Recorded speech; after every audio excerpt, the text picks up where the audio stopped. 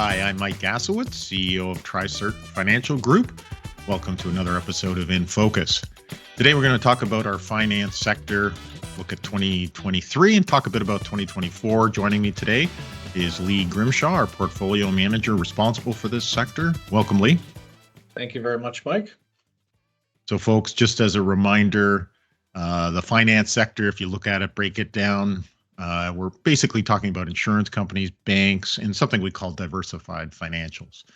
So Lee, let's look, how did 2023 fare for our financial sectors?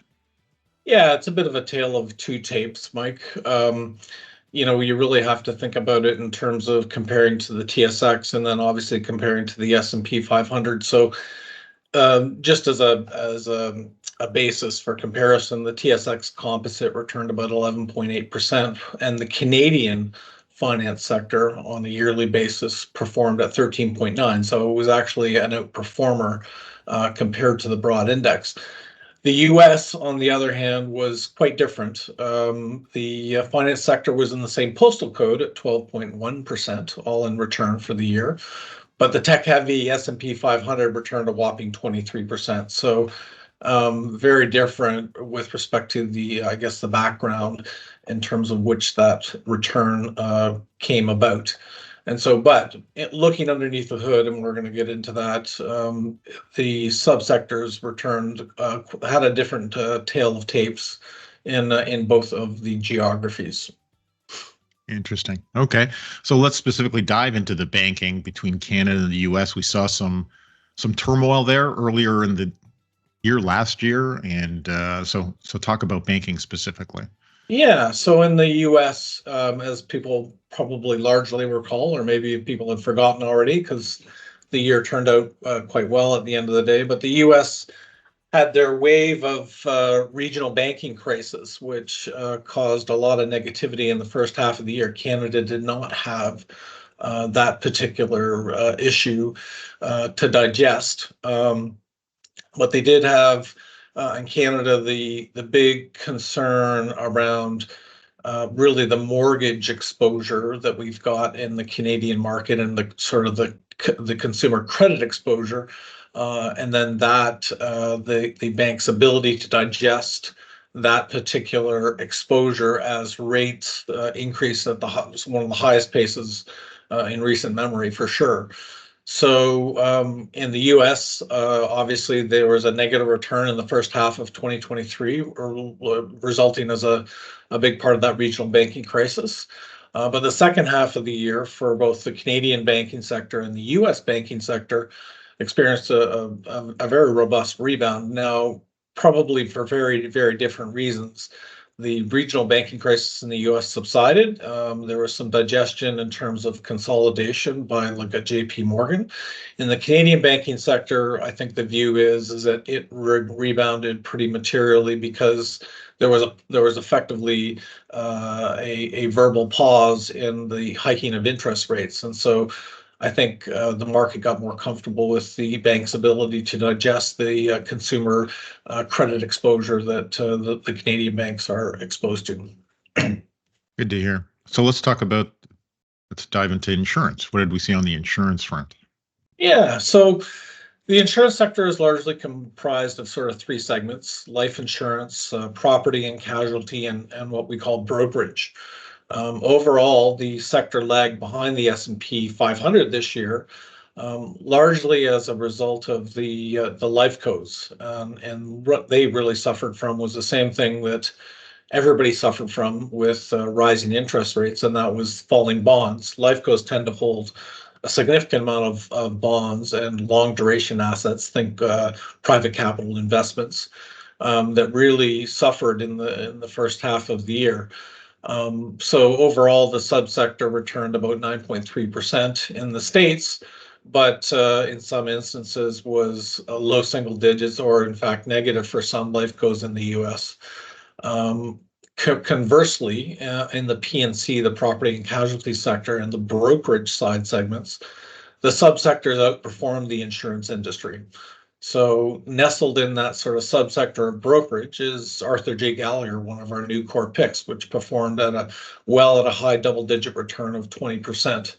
And recently provided some results in which the comparative quarter-over-quarter results was up 20%. So that portends, I think, some good things to come in the next 6 months. So you brought up this new core pick, Arthur J. Gallagher. So talk more about the thesis behind this. Why did we add them to the core pick list? Yeah, so Arthur J. Gallagher is the third largest brokerage in the world, as measured by market capitalization. And they're more of a pure play brokerage player in the industry compared to the two larger insurance brokers, which would be Aon and Marsh McLennan, which are I wouldn't say household names, but certainly well known within the industry. And so what we love about the industry is that it exhibits demand stability. And it's a mission critical product. You can't go without insurance at the end of the day, both for commercially and personally. So, and revenues are highly correlated and linked to GDP growth and inflation, and quite frankly, in a positive way, negatively correlated with a lot of our other core picks in the business. So it provides a very nice diversification adjunct to the existing portfolios. And a lot of demand stability. And so, as I said, you really can't go without insurance. We also see a continued recovery in what we call the hard cycle. Insurance brokerages and P&C go through hard and soft markets.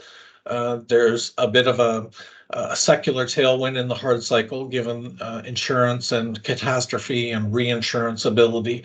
And so that's firming up insurance prices, as probably people have been picking up on their auto and home insurance, as the P&C underwriters look to cover replacement costs. So brokerage revenues are obviously, or maybe not obviously, are tied to a percentage of those prices, so they rise commensurately. And finally, Arthur J. Gallagher is a consistent growth leader in the subsector with one of the highest organic growth rates in this segment. Okay, sounds like a good pick. Yeah, why don't we shift gears a little bit and talk about the payment side of it and our portfolio, Visa. How did they perform? So Visa performed remarkably well in 2023 at a whopping 26.2% return, which is reasonably in excess of the financial sub-services, or actually well in excess of the financial services subsector at 13.6%, and outperformed the tech-heavy S&P at roughly a 23% return. So there was a return to spending. The consumer has remained resilient in what was expected to be call it a GDP compression in the U.S., which turned out not to be the case. Certainly a flat line in Canada, but certainly not negative at the end of the day. And so Visa, as many people know, is a worldwide leading payments processor next to MasterCard. Their 10-year return is a whopping 17.9%. As it continues to capitalize on the shift to electronic payments from paper currency. So we continue to think that secular tailwind is going to produce long-term returns for the core pick, and is a great addition to the overall finance subsector, and creates a really nice diversification for interest-sensitive stocks such as lifecos and banks. Nice. Lee, thanks for this. No, thank you. Folks, as always, if you have any questions, don't hesitate to reach out to your financial advisor. And also don't hesitate to reach out to your portfolio manager here at TriCert Investment Counsel. And don't hesitate to reach out to myself. Take care.